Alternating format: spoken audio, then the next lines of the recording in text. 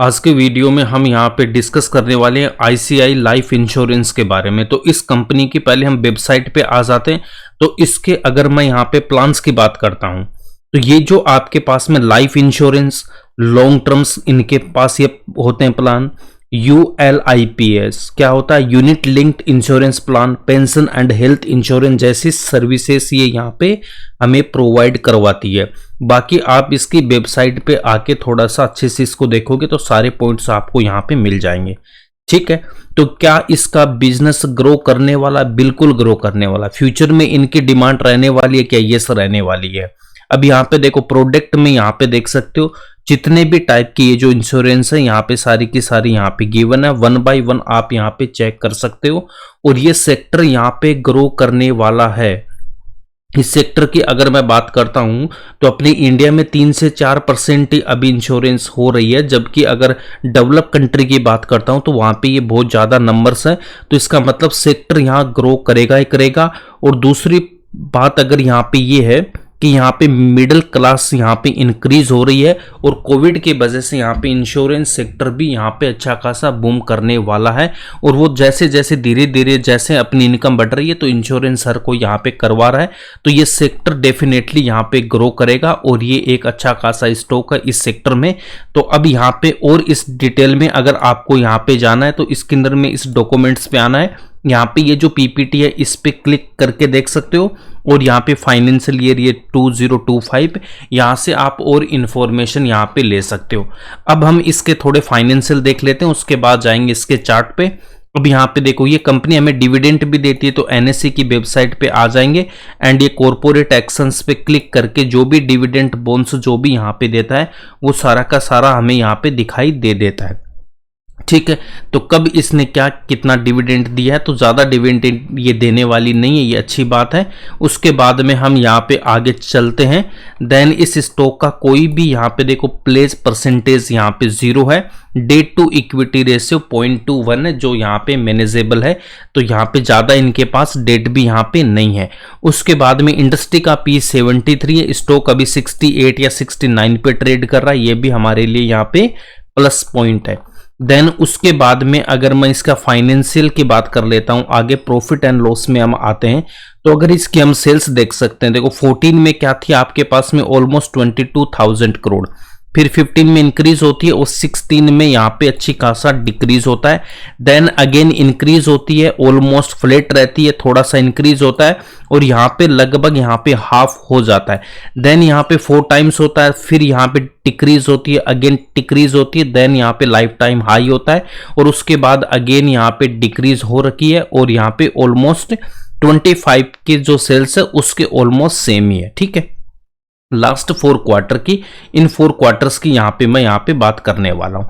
अब अगर मैं लास्ट क्वार्टर को देखता हूँ तो यहाँ पे देखो जून 25 को हम जून 24 से कंपेयर करेंगे तो सेल्स मेरे पास ऑलमोस्ट सेम है, बट यहाँ पे अगर ऑपरेटिंग प्रॉफिट 0% से 1% हो गया, उससे मेरा जो प्रॉफिट 34 करोड़ था उसके अगेंस्ट में 213 करोड़ आ गया। तो यहाँ पे देखो अगर मार्जिन हल्का सा इंप्रूव होता है तो वहां पे प्रॉफिट में बहुत ज्यादा हमें डिफरेंस देखने को मिल जाता है। ठीक है, तो यहां से आप देख सकते हो लास्ट क्वार्टर भी इसका अच्छा खासा आया। देन उसके बाद में अगर मैं देखता हूं यहाँ पे तो ये जो सेल्स है ये इंक्रीज कर जाएगी, है ना। यहाँ पे इसका यही पैटर्न है, डिक्रीज इंक्रीज होती है, फिर फ्लैट रहती है, डिक्रीज होती है, फिर अगेन लाइफ टाइम हाई आता है। ठीक है, तो यहाँ पे उसके बाद में मैं ऑपरेटिंग प्रॉफिट यहाँ पे देख लेता हूं। देखो अगर मैं प्रॉफिट बिफोर टैक्स देखता हूं तो प्रॉफिट या फिर ऑपरेटिंग प्रॉफिट आप देख सकते हो यहाँ पे कितना आया है। लास्ट अगर मैं 4 क्वार्टर की बात करता हूँ लास्ट ईयर से ज्यादा है, यहाँ पे माइनस में था, देन यहाँ पे भी माइनस में ही था और यहाँ से यहाँ पे इसका अच्छा खासा आ रहा था प्लस में। देन प्रॉफिट बिफोर टैक्स भी अगर हम देख सकते हैं तो यहाँ पे कितना 1700 करोड़ है और इतना प्रॉफिट यहाँ पे कहाँ पे था? ये इस समय था इधर। ठीक है, तो इसका मतलब क्या है? अगर मैं यहाँ पे नेट प्रॉफिट भी देख रहा हूं तो नेट प्रॉफिट 22 के बाद यहाँ पे लगातार यहाँ पे इंक्रीज होता जा रहा है।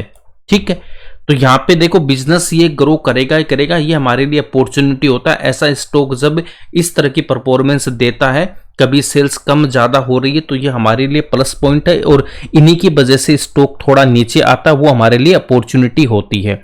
देन उसके बाद में खुद का पैसा यहाँ पे 10,000 करोड़ है और इनके पास डेट कितना है 2600 करोड़ है, तो ये मैनेजेबल है डेट। यहाँ पे फिक्स्ड एसेट यहाँ पे हाईएस्ट एवर है और यहाँ पे 36 करोड़ CWIP में है, तो यहाँ पे कैपेसिटी इंक्रीज होगी इनकी, तो वहां से सेल्स और बढ़ेगा और प्रॉफिट यहाँ पे और इंक्रीज होके आएगा।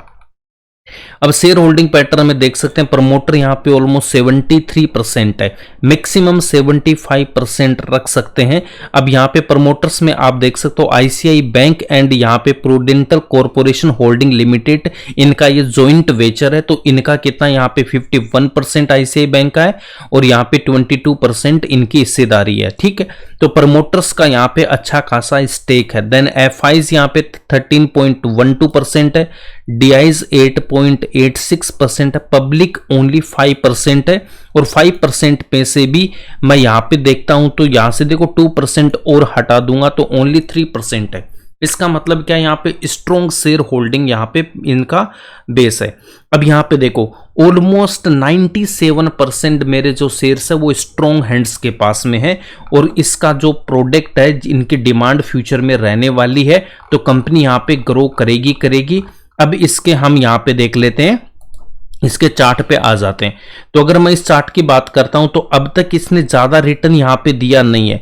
कंपनी यहाँ पे 16 में लिस्ट होती है और लिस्ट होने के बाद अगर मैं करंट प्राइस की बात कर लेता हूं तो ऑलमोस्ट अभी कितना दिया है, ये 90% का गेन है। ठीक है, 16 से अब तक, तो ये हमारे लिए प्लस पॉइंट है। यहाँ पे देखो अभी ज्यादा इसने गेन दिया नहीं है और अभी जो प्राइस है वो आपका प्राइस था यहाँ पे 21 में, तो यहाँ पे एक अच्छा खासा सपोर्ट हमारे पास में, यहाँ पे ये एक अच्छे खासे सपोर्ट पे अभी स्टॉक है यहाँ पे और ये एक अच्छी खासी हमारे लिए अपॉर्चुनिटी। अब मैं यहाँ पे 5 ईयर के चार्ट पे आ जाता हूँ, तो इसमें भी हमें दो टाइप से अगर आप ट्रेड करना चाहते हो तो कर सकते हो। एक तो आपको क्या करना, लॉन्ग टर्म में ले लेना है और दूसरा में आपको क्या करना, ट्रेडिंग के लिए स्टॉक लेना है। 3% से ज्यादा इन्वेस्टमेंट हम बिल्कुल भी नहीं करने वाले हैं और अभी ये स्टॉक यहाँ पे अच्छा खासा नीचे यहाँ पे है। अब देखो इसका जो रिसेंट लाइफ टाइम हाई था वो क्या था हमारे पास, यहाँ पे था। देखो कितना इसने हाई लगाया था, ऑलमोस्ट 800 है और अभी ये टॉप से कितना परसेंटेज डाउन आया था, स्टॉक ऑलमोस्ट आ गया था 31 या 32%। अभी कितना डाउन है ये अभी भी 24% डाउन है। और जब ये यहां से स्टॉक अगर लाइफ टाइम हाई तक की जा रहा है तो हमें कितना परसेंटेज का गेन दे देगा, ये हमें गेन दे देगा ऑलमोस्ट 32% का, या इससे भी थोड़ा सा ज्यादा रिटर्न होगा हमारे पास में।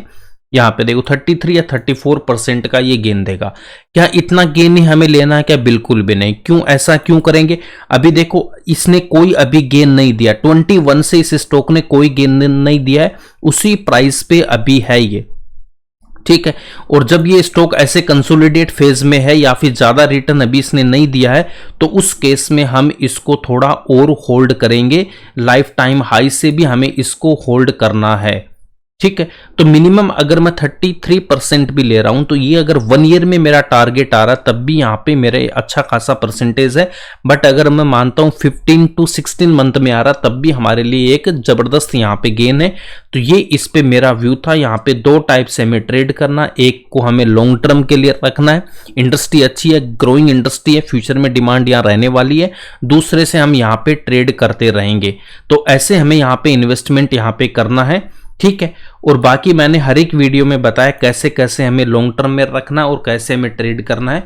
तो सेम चीज को बार बार रिपीट करने का मतलब नहीं है, किसी और वीडियो में जाके आप वहां पे डिटेल में देख सकते हो अगर किसी को इन सब में डाउट आता है तो। अब इसके बाद में देखो क्या करना, अगर कोई ऑलरेडी इस स्टॉक को ले रखा है उसको क्या करना है।